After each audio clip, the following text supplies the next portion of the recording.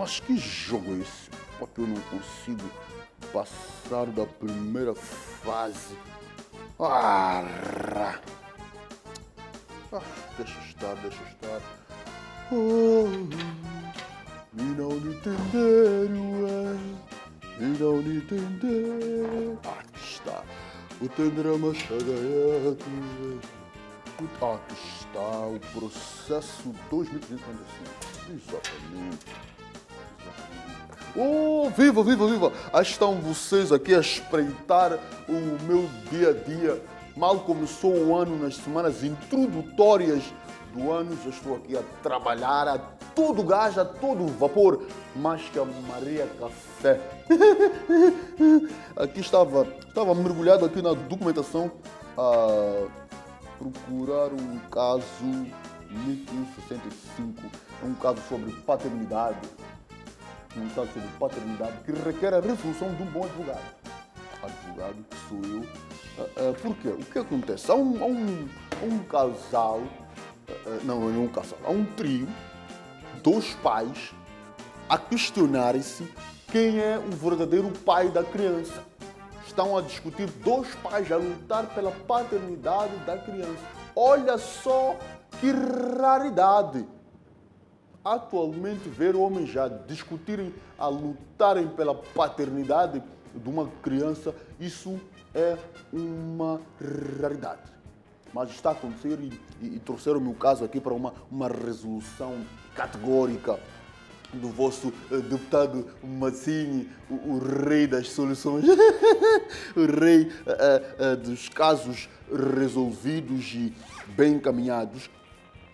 E também, claro, sem esquecer que eu sou o exímio presidente do PVQ. O partido votou porque quis e não reclama depois das consequências. Então, o que acontece?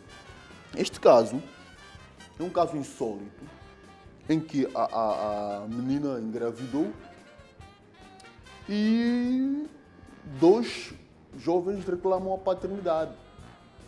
E ela disse não saber quem é o dono da gestação, neste caso, e trouxe-me o caso aqui para a resolução.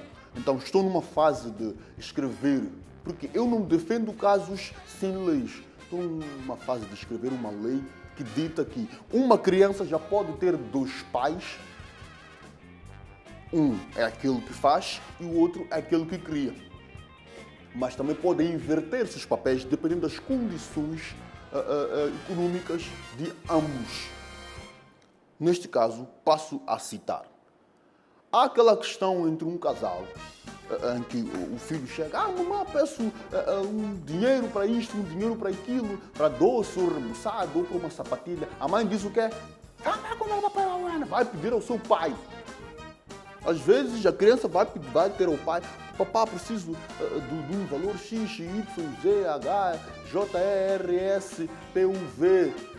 E o pai diz, vá pedir à sua mãe. Suponhamos que essa criança tenha dois pais. O pai que está a criar diria o quê? Vá pedir ao seu progenitor. Então, é onde nós vamos. Ajuda, porque a economia não está de boas pernas. Então, dois pais para uma criança é uma ajuda. Assim como uma mulher com dois homens é uma ajuda. Porque mensalmente vão revezar as despesas da casa, neste caso. Agora, voltando ao caso da menina. Primeiro eu fui pesquisar o motivo de tais jovens brigarem e discutirem pela paternidade da criança. Volto já. Há uma lei que eu aprovei que diz o seguinte: só herda os bens os filhos da irmã do finado, do homem, neste caso. Dei um exemplo. Eu sou o pai, tenho os meus filhos, mas os meus filhos não são meus herdeiros, porque eu não tenho a certeza que eles são realmente meus filhos. Mas eu tenho a certeza que são filhos da minha esposa. Então, eles vão herdar os bens do tio deles, o irmão da minha esposa. Porque ele também tem a certeza de que a minha esposa é verdadeiramente irmã dele. Então entenderam onde há o beneficiamento dos bens. Então, a minha fortuna acumulada, modesta parte, com trabalho próprio e suor, nada vem do Estado, só será herdada pelos filhos da minha irmã. Porque eu sei que a minha irmã é minha irmã. Eu sei que os filhos dela são filhos dela. Então, voltamos ao caso da paternidade dupla. Na verdade, esses jovens estão a lutar pela paternidade porque essa menina é filha de ministro. Aí está o X da questão. Ela é filha de ministro. Infelizmente não é filha de um deputado, não é filha de uma assim. Então, ela sendo filha do ministro, tem regalias. Não será esses jovens atrás deles de uma vida abastada? É uma questão que eu levanto aqui no meu processo no artigo 847 para apresentar, neste caso, a esses jovens para que se decidam. Mas fui ao hospital, fui pedir exames, laudos e tudo mais de paternidade, pedi exames de maternidade e também de ecografia. Descobri que, na verdade, esta criança é a filha legítima desses dois pais. Porque a jovem em questão acopulou, não em simultâneo, mas no intervalo em que deu para que ovulasse uma criança oriunda de dois pais. Agora, como faremos? Se recorrermos à Bíblia, poderemos usar o caso do rei, que me foge o nome agora. Que duas mulheres discutiam pela maternidade de uma criança. É o rei Salomão, o único rei que eu invejo. O único rei que conseguiu casar com tantas esposas aí que só Deus para testemunhar.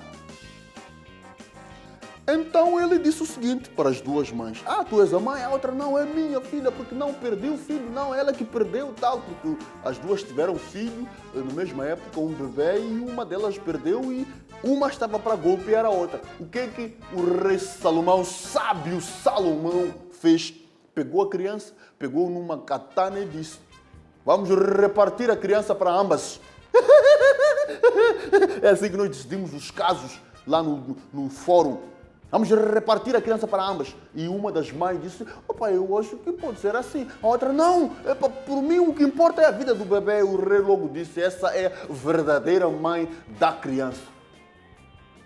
É de onde vem a solução para esta mãe que tem um filho de dois pais. Paternidade dupla. A solução que eu já subtraí da minha mente fértil é a seguinte: